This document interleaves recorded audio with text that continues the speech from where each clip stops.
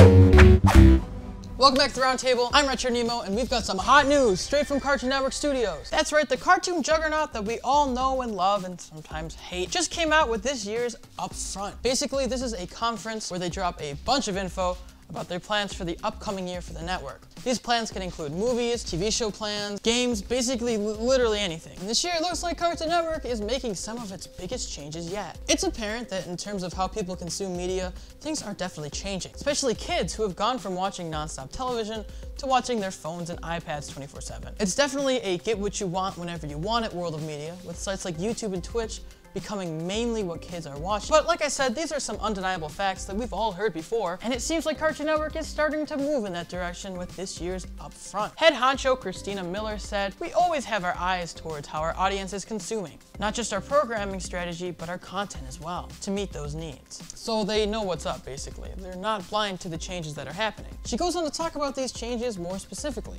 saying, "We're not worried about, hey, can we change their mind? They enter the world expecting everything to be on their time, on their device. They can swipe and they can watch, and it's our job to be there."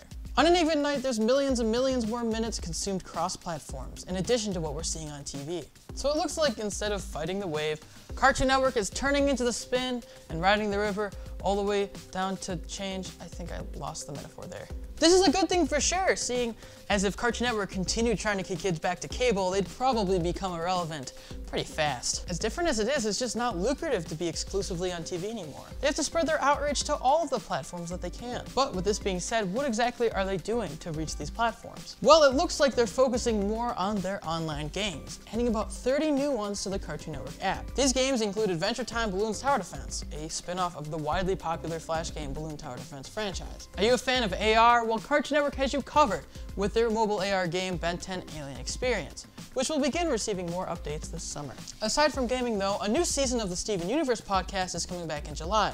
Shout out Mackenzie, can't wait for that. According to Miller, the company has been refocusing their media strategy for the last few years, and this upcoming slate is the outcome of their hard work. But that doesn't mean that it's all over for their television efforts. Quite the opposite, in fact. Just so happens there's actually a few new series coming out.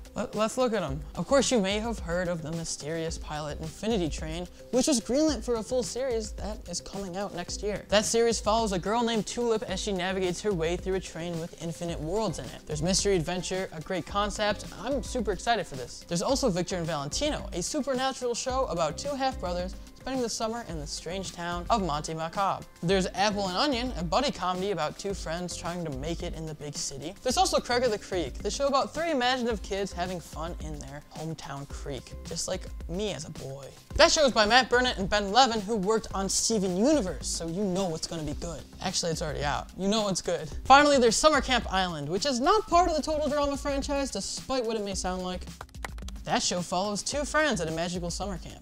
That's really all it is. I'm legitimately excited for all of these shows coming out. And the two that were already out, Craig of the Creek and Apple and Onion, have been nothing but great so far, so I have hope for the others. Cartoon Network's also teaming up with Warner Brothers and heading to the silver screen with the highly controversial Teen Titans Go movie. This will be their first theatrical effort since 2003 Powerpuff Girls, and their last movie attempt since the regular show movie all the way back in 2015. Teen Titans Go to the Movies comes out July 28th, 2018.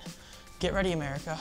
Oh, and there's a Unikitty series. Get hyped for that. To close it all out, Christina Miller says, "It's really about listening to our audience and what's appealing to them, and then telling stories or creating theories and worlds based on that. Overall, guys, it looks like a promising future for the network. It seems like they're finally heading in the right direction." But as always, what do you guys think? Are you excited for the future of Cartoon Network? Do you want to see more stuff like this? Are you scared of the direction? Do you think they're jumping the gun? Let us know in those comments right down there. If you want to help out the Roundtable a little bit, you can consider supporting us on Patreon and having your names featured like all these great people here. And if you pay a little bit extra, you can even get your very own shout out. If you want more Roundtable in your life, you can follow us at Roundtable Vids with our Instagram and Facebook under the same exact name. And you can follow us on Snapchat with Roundtable YT. Little goofs, little laughs captured throughout the day there. As always, if you enjoyed this video, you can like it, share it, and subscribe to the Roundtable for more great cartoon content. As always, guys, I'm RetroNemo. This is your daily dose of cartoon news, and I'll see you guys next time.